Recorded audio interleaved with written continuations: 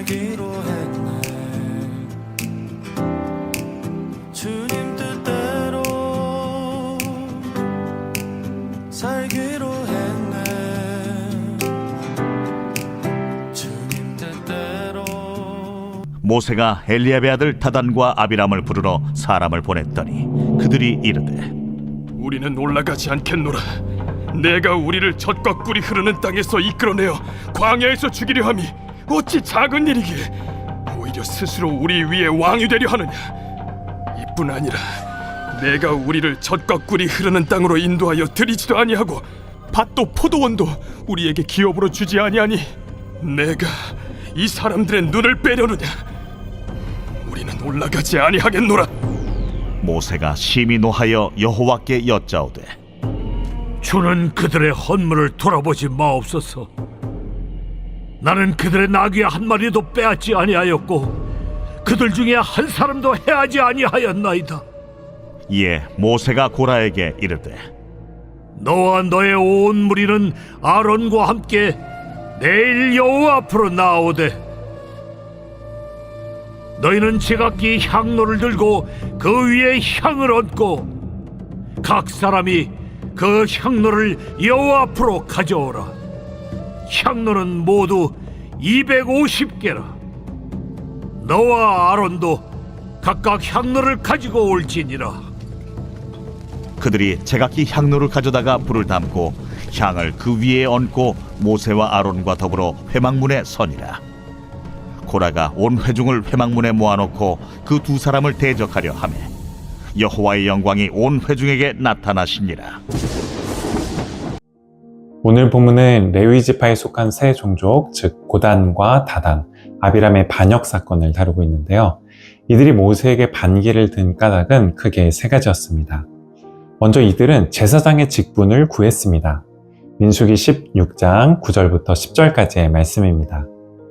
이스라엘의 하나님이 이스라엘 회중에서 너희를 구별하여 자기에게 가까이 하게 하사 여호와의 성막에서 봉사하게 하시며 회중 앞에 서서 그들을 대신하여 섬기게 하심이 너희에게 작은 일이겠느냐. 하나님께서 너와 내 모든 형제 레위 자손으로 너와 함께 가까이 오게 하셨거늘 너희가 오히려 제사장의 직분을 구하느냐. 같은 레위 지파였지만 아론과 아론의 아들들은 제사장으로 부르심을 받았습니다. 제사장으로서 각종 제물을 하나님께 드리는 역할을 맡게 되었죠. 이에 비해서 다른 레위인은 제사장을 도와 성막을 섬기는 일에 부르심을 받았는데요. 고라와 다단, 아비람은 이에 불만을 품었습니다. 단순히 제사장 일을 보조하는 것을 넘어서 자신들이 제사장 직분을 수행할 수 있기를 바랬죠. 그렇다면 이들은 왜 제사장 직분을 원했던 걸까요? 제사장 직분에 대한 어떤 사명감이나 부르심, 또 제사장 직책과 역할에 대한 어떤 진지한 관심이나 거룩한 부담을 가졌기 때문일까요? 그렇지 않았습니다. 이들이 제사장 직분을 요구했던 건 자신들이 맡은 일을 작게 여겼기 때문입니다. 자기 일을 작게 여기고 그저 지금보다 더 중요하고 주목받는 일을 맡을 수 있기를 바랐기 때문이었죠. 하지만 모세는 그들에게 그들이 맡고 있는 일 역시 결코 작은 일이 아니라는 것을 상기시켜 주었습니다. 제사장처럼은 물론 아니지만 레위 자손처럼 하나님께 가까이 다가갈 수 있는 또 다른 지파가 없다는 걸 말해 주었죠. 우리 역시 고라와 다단, 아비람 같아질 때가 있습니다. 하나님께서 우리에게 허락하신 삶을 작게 여기고 우리를 부르신 그 부르심을 작게 여길 때가 있죠. 그러면서 내가 진정으로 관심 갖지도 않고 바라지도 않지만 다른 사람의 삶을 부러워하고 그 사람의 지위나 역할, 소유를 욕심내게 될 때가 있습니다. 하지만 중요한 건 다른 누군가의 삶이 아닌 우리 자신의 삶을 살아가는 것입니다. 하나님 앞에서 온전히 자신만이 살아낼 수 있는 삶을 살아가는 것이 중요하죠. 누구의 삶도 하나님 앞에서 결코 작지 않기 때문입니다. 모두의 삶이 하나님 안에서 다 소중하고 가치 있고 또 하나님께서 그 가운데 은혜와 복을 항상 베풀어 주시기 때문입니다. 다음으로 이들은 모세가 광야에서 그들을 죽게 한다고 원망했는데요. 오늘 본문 13절 말씀입니다. 내가 우리를 젖과 꿀이 흐르는 땅에서 이끌어내어 광야에서 죽이려 함이 어찌 작은 일이기에 오히려 스스로 우리 위에 왕이 되려 하느냐. 출애굽 1세대가 가나안 땅에 들어가지 못한 건 사실 모세의 잘못은 아닙니다. 앞서 살펴보았던 것처럼 출애굽 1세대가 광야에서 죽게 된 건 그들 자신의 죄 때문이었습니다. 가나안 땅에 정탐꾼을 파견했다가 그들이 전한 부정적인 보고를 듣고 하나님을 원망하고 모세를 원망하다가 벌어진 일이었죠.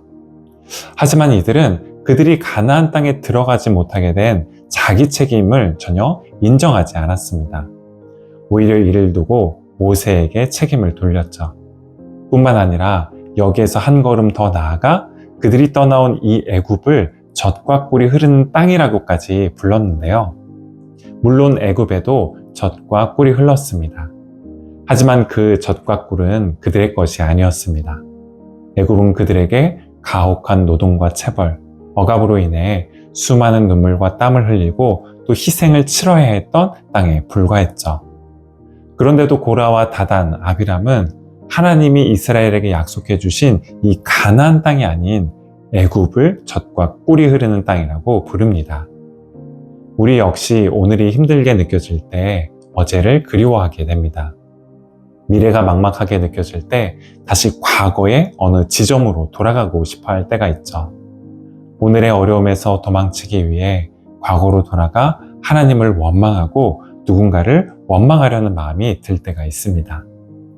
그런데 약속의 땅은 우리 뒤에 놓여 있지 않습니다. 반대로 우리 앞에 놓여 있죠. 약속의 땅은 우리가 이미 지나온 곳에 머물러 있지 않고 앞으로 우리가 하나님을 따르고 믿고 순종하는 여정 중에 도착하게 될 땅입니다. 또 약속의 땅은 불평과 원망으로 이룰 수 있는 곳이 아닙니다. 오늘 우리가 겪고 있는 어려움에 대한 우리 자신의 책임을 진지하게 받아들이고 똑같은 잘못을 우리 세대 혹은 다음 세대에 반복하지 않기 위해 애를 쓰는 중에 도달하게 될 땅이죠.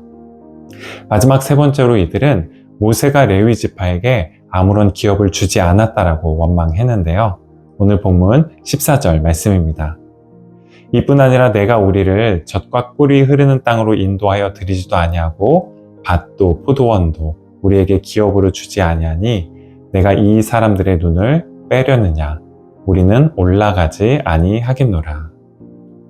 출애굽 1세대가 광야에서 다 죽고 2세대가 가나안 땅에 들어간다라고 해도 레위 지파에게는 아무런 기업이 주어지지 않았습니다. 다른 지파처럼 자기 소유의 밭과 포도원이 그들의 몫으로 주어지지 않았죠. 하지만 하나님께서 레위 지파에게 기업을 주지 않으셨던 것은 그들을 차별하기 위함이 아니셨습니다. 오히려 하나님께서 친히 그들의 기업이 되어주시기 위함이었죠. 모세는 이 점을 신명기 10장에서 다음과 같이 선포하고 있는데요. 신명기 10장 8절부터 9절 말씀입니다. 그때 여호와께서 레위 지파를 구별하여 여호와의 언약궤를 매게 하며 여호와 앞에 서서 그를 섬기며 또 여호와의 이름으로 축복하게 하셨으니 그 일은 오늘까지 이르느니라. 그러므로 레위는 그의 형제 중에 분깃이 없으며 기업이 없고 내 하나님 여호와께서 그에게 말씀하신 같이 여호와가 그의 기업이시니라. 아멘. 다른 지파에게는 가나안 땅에서 얻게 될 땅이 그들의 기업이었습니다. 그 땅을 풍성하게 돌보는 것이 그들의 사명이었죠. 그에 비해 레위 지파는 하나님 앞에서 하나님을 섬기는 것이 그들의 사명이었습니다. 가나안 땅 그 자체가 아닌 가나안 땅을 허락해 주신 하나님이 친히 그들의 기업이 되어주시고 분깃이 되어주셨죠. 레위 지파의 경우처럼 우리 모두가 다 남들과 똑같은 분깃이나 기업을 얻어야 하는 것은 아닙니다. 남들과 똑같은 눈에 보이는 어떤 분깃과 기업이 없다라고 해도 하나님께서 친히 우리의 기업이 되어주시고 분깃이 되어주시기 때문입니다. 다른 누군가가 아닌 바로 우리에게 하나님께서 고유하게 베풀어 주시는 은혜와 사랑, 또 축복이 있기 때문이죠.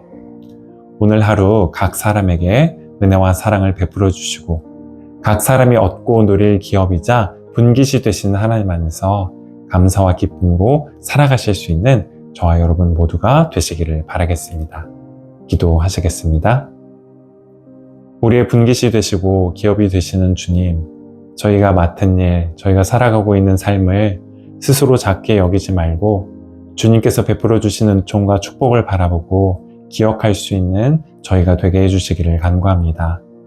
또한 이제까지 지나온 길과 살아온 삶을 감사함으로 되돌아볼 수 있게 하시되 거기에 매이지 않게 하시고 오늘의 어려움과 내일의 막막함 속에서도 황량한 광야에서 우리가 걸어갈 길이 되어주시고 우리가 거할 안식처가 되어주시는 주님을 신뢰하게 하시며 우리 세대의 불순종에도 불구하고 다음 세대를 끝끝내 약속의 땅으로 인도하실 주님으로 인한 희망을 잃지 않게 하옵소서. 예수 그리스도 이름으로 기도드립니다. 아멘.